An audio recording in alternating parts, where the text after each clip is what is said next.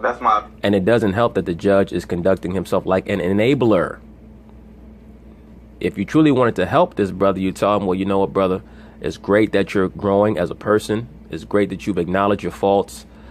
That's the reason why you're able to progress. But as long as you plan on keeping those tats on your face, you're going to have these same issues throughout your life. So you can either learn to deal with these problems, these potential issues, or you can have those tats removed. It's up to you. That's my opinion. All right. She approached the car in an aggressive manner. Got it. You know, But you didn't do anything physical, and you didn't curse her out. No, sir. Did you? You know, All right. Well, there it is. I think sounds like you were pretty much respectful in what you thought was disrespect towards you. More of Judge Mathis in a moment. You have teardrops. A lot of your friends killed or something? See, teardrops. Don't you have a few there? Yes, that's for How many you have there? I have about, I believe like 12. 12 of your friends killed? Yes, sir. Because that's what each teardrop represents. What's it? Yeah, and each person killed represents a sacrifice, a blood sacrifice. That's why oftentimes you'll notice, especially here in New York, the gangs oftentimes perform their initiations around the times of Easter. That's why I mentioned to you, brothers, that you always have to pay attention to events that occur, especially involving blood or murders, deaths, fires, especially because Tammuz is the god of fire. He represents fire. That's literally what the name Tammuz means. It means purified by fire. Always pay attention to this time period, right after the spring equinox, all the way through May 1st or May Day. You'll oftentimes see many events occur revolving around initiations into gangs, slashings, murders, and not just the regular kind, the quote-unquote regular kind. I mean the ceremonial or the ritual kind. So always pay very close attention to that, particularly around Easter, right after April 19th, where we start to go into what they call Earth Day. That's why they use that term, go green. Please understand that Heru is also known as the Green Man, as is Tammuz, the Green Man, the god of vegetation. Asar, before he was put to death, was also known as the Green Man. Osiris is depicted as having black skin as the god of death, or green skin as the god of vegetation, of fertility. And sacrifices are made to him. Once again, the gangs that we see that are so popular in many of the quote-unquote urban communities in the United States, they're just low-level Luciferians. They're low-level Masons. Why do I call them low-level? Because for the most part, they don't understand the origins of their practices. The hand signs, the finger signs, stacking, etc. The stances, many of the tattoos that they get, the meanings behind them, like the trident or the cross. They don't really grasp why they're doing what they're doing. But it's just low-level Luciferianism, masonry, low-level masonry. And as I mentioned before, there's a big difference between having a demon and having issues. Right? Demons are exacerbated issues. They're things that are deleterious to your life. Oftentimes, they become hurtful to those around you. Sometimes they're known in the psychological field as psychoses, or even you embracing certain ideologies. Like, for example, feminism or globalism. Those are demons, believe it or not, when you adhere to those things. Those are demons, because those are ideologies that you have allowed to ingest into your brain, and you think that those things are beneficial when they're truly not. But that's a whole other video for another day, what demons are as opposed to what issues are. Because the judge made a statement earlier in this court case alleging that everybody has demons. No, everybody has problems or issues that they have to deal with. But as long as you're a productive individual, I wouldn't call everyone the carrier of a quote-unquote demon. But we are all in the flesh, so we're all prone to weakness. What city are you from? I'm from Long Beach, California. Yeah, Long Beach, Compton is totally gang-ridden. And what group, if you don't mind, or gang? I'm affiliated with the Crips. Crips? Yes, sir. Okay. All right, I know a lot of Crips in L.A., Long Beach. Yeah. I do. I know a couple of the founders of the Crips. Yeah. We've done things together in the community to try and discourage gang violence. Yeah. Tookie Williams, he was one of the founders of the Crips. He was nominated for a no. Allegedly, he's one of the founders of the Crips. Allegedly. The Crips, if I remember correctly, were created by a person named Raymond Lee Washington. And allegedly, supposedly, the reason that they got their start was due to J. Edgar Hoover's COINTELPRO program, which was instigated to try to throw off some of the influence of the quote-unquote Black Panther Party in the black community. So, but that's a whole other video for another day. But yes, Tookie Williams was also in the mix there. But you brothers are going to find that a lot of the instigators, the prime movers of many of these gangs in the 50s and 60s, they had ties to some of the alphabet agencies in America. And when they were no longer of use, they just got their strings cut. That's all. A Nobel Peace Prize for the children's books that he wrote, discouraging gang involvement, and he was very effective in it. And went and met him, went to his funeral. Yeah, I heard about you being on the block doing good things. You heard me doing that? Yeah, I go over there and try to do a little work. And so I'm glad you turned your life around. You being a welder, clearly you've done that. Yeah. Absolutely. So good for the brother on that. And you're out of those streets. And I applaud you. It was about the same age. Yeah. I applaud you. You know, I was a street guy. And how old are you? I'm 26. Yeah, I was a street guy. I may have come out of the street a little earlier than you, but, you know, I pursued and achieved a career, so I'm glad to hear that's where you're at. And a lot of the gangbangers, I want you all to see and how you can recover from that life and become successful. Absolutely. You see that, brothers? There's always a solution to a problem, no matter how bad the issue is. Now, the solution may not be easy to actionize or to have come to fruition for you, but there's always a solution there. And as opposed to protesting and begging people who are only going to have power over you continuously to benefit you by donating money that you really don't know what to do with, it's best that each and every man decide that he's going to be productive to himself so that he can be his own king. And that's what life is about, so that you don't have to worry about anybody telling you how much you owe them for your state in life. And that's truly what they want for the so-called black man. That's why I constantly try to make sure that you brothers are informed in regards to the fount or the origins of groups like the so-called Black Lives Matter movement, the Black Lesbians Matter movement, and what their true intentions are, which is to empower the black homosexual and black lesbian over you. They only want to use you as someone on the front line at the vanguard of these movements so that you can do all the hard work and they can reap all the benefits. That's it. That's why they want people like Vivek Ranadive to donate this amount of money, that amount of money. They don't want to empower the so-called black man. See, it's easier to do that and to stage a ruckus than it is to say, how come our brothers, our young so-called black men, do not have the self-image that they should have? The reason why they don't is because they're not informed. And when we start asking those type of questions, then the finger pointing is not just on the so-called Caucasian and their power structure. It starts to go to other demographics that they don't want the finger to be pointed at. And it starts to address certain components of the issue that will make people very uncomfortable. It's easy to talk about the however many black men that are shot down by the cops every year, but how about the thousands of little black fetuses that are aborted every year? Do their lives matter or not?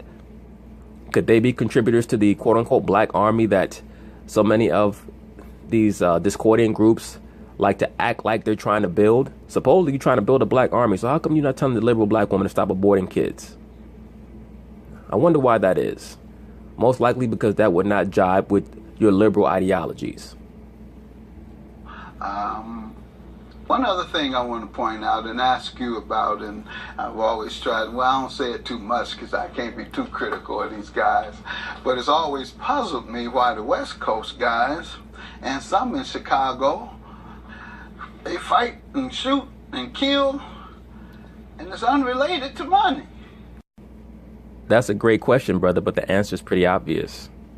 It's because most of the major gangs that are located on the West Coast or even parts of Middle America like Chicago are directly associated with many of the alphabet intelligence agencies that pretty much took over America after World War II. The Bloods and the Crips, they got their fount after the LA Watts riots. After the Watts riots in 1965, the FBI decided that they were going to set up a program in Los Angeles known as the Community, I'm trying to remember the exact name. I believe it's the Community Resources Inner City Project. And that was around 65 or 66. That basically was set up as a front organization to watch many of the potential uprisings in the black community. And as you can tell, Community Resources Inner City Project is, the acronym would be CRIP. And they basically had their feelers out. And allegedly, they were able to bankroll many of the younger tough guys in the Los Angeles area, just waiting to see who they could get to be someone that they could mark as a leader and start some of these gangs, because they were trying to offset some of the energy that was being promoted by some of the militant aspects within the so-called black community, especially by the later 60s, the quote-unquote the Black Panther Party, which itself was a Marxist and Discordian group that was set up by Huey P. Newton. For those of you who don't know, Huey P. Newton was put under the programming when he got locked up in the late 60s. And he became an associate of Jim Jones, who, as most of you know, was a CIA asset and was the leader of the People's Temple. Now, one of Jim Jones's members in his People's Temple was O.J. Simpson's mother. And she was a nurse at one of the psychiatric hospitals in the Bay Area. As many of you know, the psychiatric hospitals are oftentimes fronts for the MKUltra mind control program testing, whether it be the psychotropic drugs and or electroshock treatment. Once again, O.J. Simpson was an asset, but that's neither here nor there. The Bloods and the Crips, they were meant to play out the duality of red versus blue. And that's it. And to promote confusion in the so-called black community. That's why they're so prevalent, and that's why they're fighting over things like color as opposed to money, as Mathis pointed out so well. In Detroit, that's why they fight. They getting some money. Can you explain that? Well, my opinion is I grew up being told that I wasn't going to see 18. Mm-hmm. So you don't think about your decisions because you've been pumped into your brain that you won't see 18. So anything after 18 is new to you. Okay, so it's not really about money because it's about... Yeah, once again, the so-called black man is imbued with the belief that his life doesn't matter and that he's not precious. That's the most important thing. And this is why I constantly get on many of the fake and phony liberal black females that are trying to start this protest offshoot about how black women are not getting their just due or the attention that they feel like should be placed on many of their murders, when the target has always been the so-called young black man, because he's the threat. The woman is not a threat to topple governments or societies at all. They never will be viewed as that. So really all that is a distraction attempt to once again cause even more of a fracture between the so-called black man and black woman. And they know that they can go to many of these dysfunctional liberal black women because they're attention mongers. It's about, okay, let me protect myself from dying because the common belief is that I'm not going to make it past 18 or 21. So no, I'm not focusing on getting any money. I'm focusing on living. So, folks need to understand you all are trying to survive. Unfortunately, they've dumped all these guns and drugs in the neighborhoods and subjected you to a failed education system. And so it's hard to come out of that. In a failed education system, you can't get a job. Thank God you were able to get something using your hands. I totally agree. But here's the issue that I have with Judge Mathis's statements. Yes, the education system is a failure because it's not meant to tell the truth to the so-called black man. Your oppressor is never going to tell you the truth. And you can't have it both ways. You can't tell me about the importance of Brown versus the Board of Education to integrate the school system and then tell me that the school system has failed the so-called black man. That's the same school system that you tell me I should want to be a part of. So A lot of the more prominent so-called black people have to get their story straight. Has the educational system failed us, or have we failed ourselves because we wanted to be a part of it? Because for the most part, the school system has failed all of urban America, and families have been destroyed for 2 generations of crack use. Unfortunately, we're going to see the same thing with the opioid epidemic. We're going to see families destroyed. And that epidemic just began, but unfortunately, that's what you're going to see. 2 generations. They're not going to allow the so-called opioid epidemic to become as severe as the crack epidemic became, because it's affecting the so-called Caucasian more than anyone else. So we already understand that that is never going to be as severe as what occurred in the so-called black community back in the 80s, all the way into the mid to late 90s. You're going to see the user, the parent, and then you're going to see the child who was neglected while the parent was on drugs. And so 2 generations will be wiped out like they were with crack. You take away education, you flood guns, you flood drugs, what do you think gonna happen? Everybody gonna go to church? Well, that's all to promote the prison industrial complex, which is one of the major economic resources that this country has. That's the real issue. The real issue is that the so-called black man is viewed as a financial asset, and in order to maximize his earning potential, they need him to launder the drugs that are brought into America and then become a bond within the prison industrial complex that they can cash in on. That's basically all it's about. That's how the system is set up. That's why they flood the so-called black community with guns and drugs, because they already know that they're not going to hire you in their mainstream job force. So, of course, they know that most likely you're going to turn to the guns and the drugs, which is perfect because that allows them to enter you into their prison workforce. No, they're not going to church. They're going to the corner. All right, so hopefully some of the current gang members will hear me, and it'll get through to them as to what is happening in their world, and they'll wake up like you did. In the meantime, we got to get to this $1,800. I gave her a $1,500 loan. When? August 11, 2016. 11. All right, and when was she to pay? She was to make monthly payments to me until the Beginning when? Beginning September 28, 2016. Okay, how many has she made? She's only made like periodically payments, and they all ended up to be like around $400. All right, ma'am, what do you say to this? So I did get the loan for $1,500. I was making weird payments throughout. But the only reason why I was making weird payments is because I was giving her whatever I had. What do you mean about weird? You're giving her counterfeit money? Counterfeit money? No, like sporadic payment. Yeah, she's basically saying that she was not making any consistent payments. She wasn't able to do so because she was not sure when she was going to have her money. Most likely because she spent all her money tricking on dudes because she has such low self-esteem, she can't keep a man of her life dependent on it. Like sporadic payments. Like inconsistent. Inconsistent payments. Go ahead. So the money never seemed to be an issue until we had the falling out, and I no longer want to be her friend. As a talking about what do you mean it didn't become an issue until it wasn't like it became an issue when you stopped paying her? Absolutely. How could it never have become an issue when, as you already stated, you were paying her? So it clearly wasn't an issue for her to get her money back. Paying her. I never stopped paying her. Your Honor. I never stopped paying her. You still paying her? I paid her. The last payment I made was July of this year. July, August, You're several months late. No, I'm talking the last payment. So I've been paying her since then, but the last recent payment I You've made. never been late? Yeah, I've been late. How many times?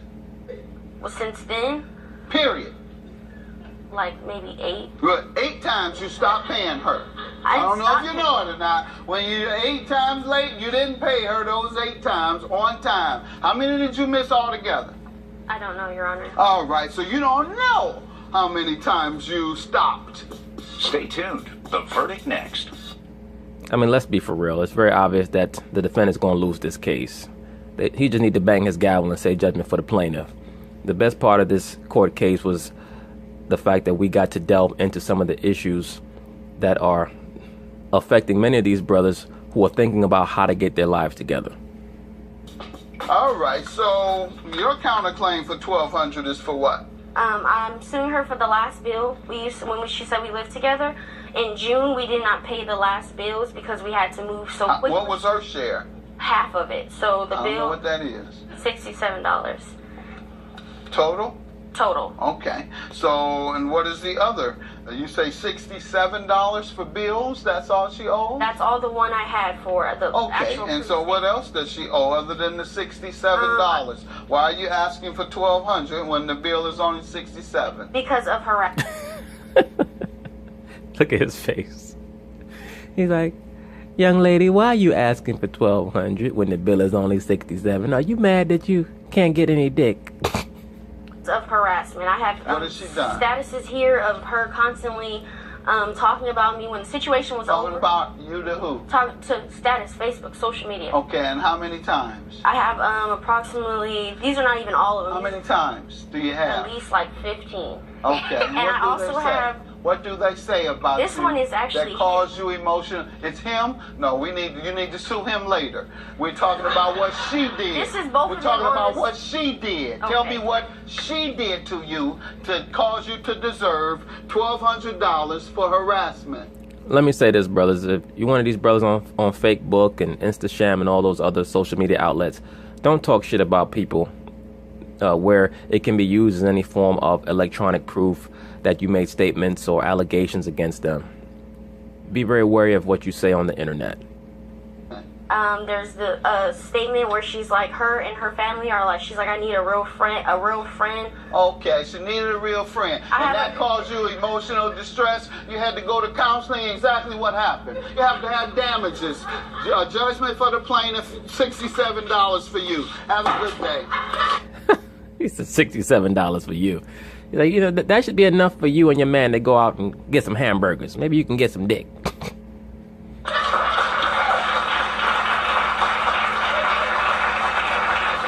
The friendship already been over. Oh, the friendship has been over for a minute now. She will get an invite to the wedding.